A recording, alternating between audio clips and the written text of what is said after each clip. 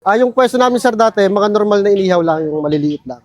Tapat lang ng bahay namin. Nakita lang namin to sa ano din sa Maynila, sa Orial. So, inano lang namin yun. Kumuha lang kami idea. So, parang same na rin kasi mahaba yung sa kanila rin. Bihira. So, sa competition sir, kailangan natin maghanap ng kung paano bebenta.